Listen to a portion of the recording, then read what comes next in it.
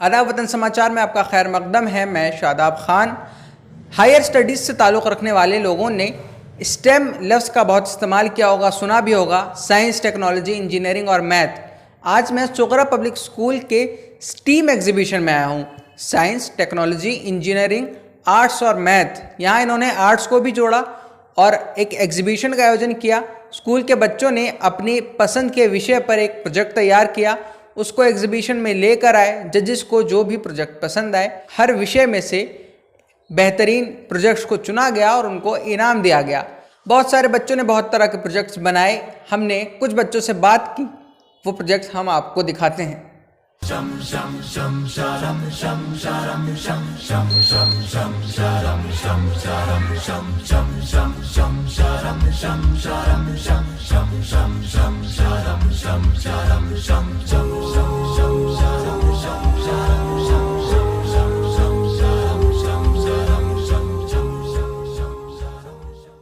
मेरे साथ इस वक्त लजीरा खड़ी हुई है। लजीरा ने एक हैंड सैनिटाइजर डिस्पेंसर बनाया। यही बनाया आपने? हैंड सैनिटाइजर डिस्पेंसर बनाया जिसके लिए इनको सेकंड प्राइज़ मिला है। इनसे इनके प्रोजेक्ट के बारे में बात करते हैं। बहुत अच्छा प्रोजेक्ट बनाया। आज मैंने हैंड सैनिटाइज़र बनाया है, इलेक्ट्रिक हैंड सैनिटाइज़र। और ये जब वो करता है, जब आप अपना हाथ डालिए इसमें और सैनिटाइज़र आप निकाल सकते हैं इसमें से।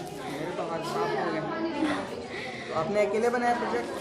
जी, मैंने अपने फादर की भी हेल्प ली क्योंकि इलेक्ट्रिक चीज़ें थी तो उसमें मैं वो नहीं कर सकती थी, सेफ नहीं था वो। जी। तो कौन सा प्राइज़ मिला इसके लिए आपको? Second prize. खुशी हो रही है? जी बहुत। क्या मैं समझाऊँ, क्या बनाया है, किस तरह से काम करता है?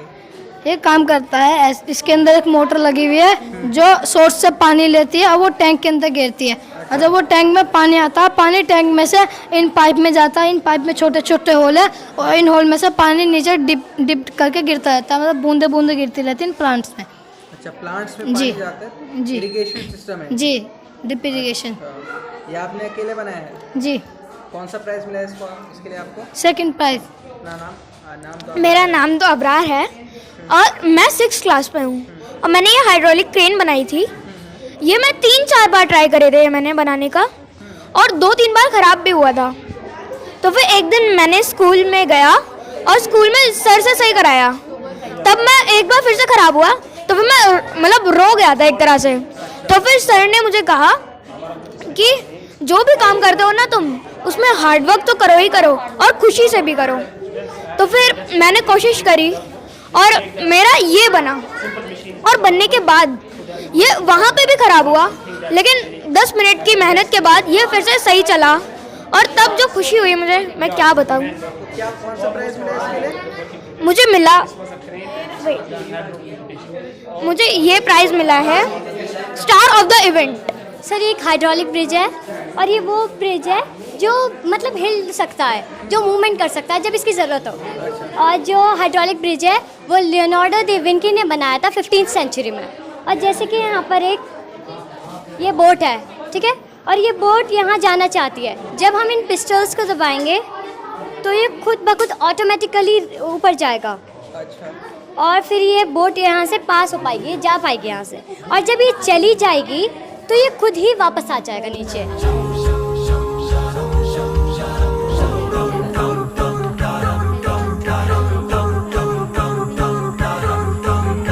आदाब। इस वक्त मैं सुगरा पब्लिक स्कूल के डायरेक्टर डॉक्टर ताजुद्दीन अंसारी साहब के साथ खड़ा हूँ। इनसे बात करेंगे।